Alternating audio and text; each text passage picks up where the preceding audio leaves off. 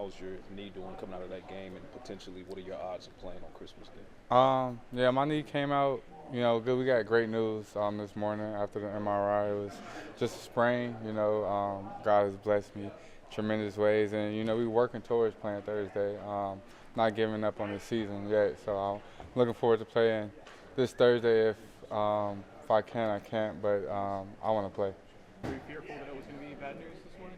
I was a little fearful. Because the way I got twisted up, I felt a little click and pop, and I couldn't return to the game, and that hurt me. And I was like, "Well, if it's really serious?" But I got great news, and I've been happy all day for real.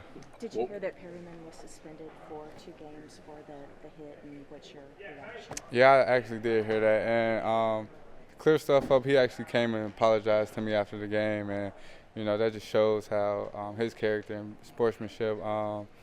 In the moment I was kind of heated, like why he just didn't touch me, but he apologized, and I forgive him for it.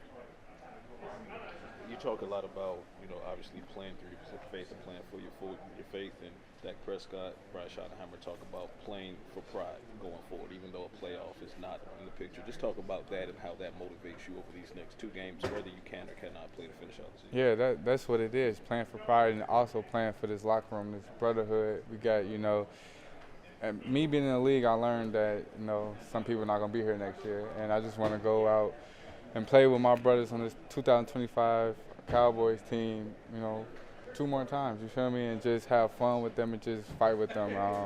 Man, this brotherhood is special to me, and just me being able to play for them, that's what I'm shooting for. When you went to camp, did you imagine yourself having attained the stature that you have now? Not hope. No, yeah, I did. I just knew it was going to come with work. That's why I work the way I do. I knew in camp I was probably like the 6th receiver.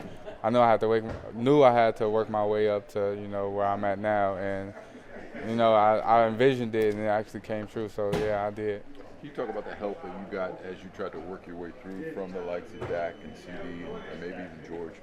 Who gave you some of the best advice, and how did you put it into action? Man, everybody. Honestly, I ask questions. That's something I do. Like, GP run a great route. I'm like, man, what you do right there? He'll tell me. Same with CD. They great vets, and even though I'm the same age or older than them, they like I listen to them. Just everybody in the room, JT, Mingo, just all help me, and I give them credit because they all great receivers, and I try to pick their brain with any route they do, any release, what they would do right here, and I just try to put that in my bag. You guys already have to play on Thanksgiving every year. Is it tough to play on the holiday as well? Nah, I dreamed of doing this. I grew up watching football, watching football on Christmas Day, watching football on Thanksgiving Day, and it's a blessing to play on them days. So, yeah, I dreamed of it. How much progress do you think you've made in terms of establishing yourself on this team and in terms of creating trust with them? Yeah, I feel like I established myself very well.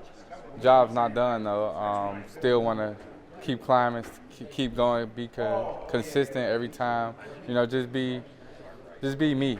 Just show up every time, and every time they need me, I just want to be there. So yeah. And did I call you this offseason for workout? I'm there. I'm there for sure. Yes, sir. Yes, sir. Thanks, Phil. Yes, sir.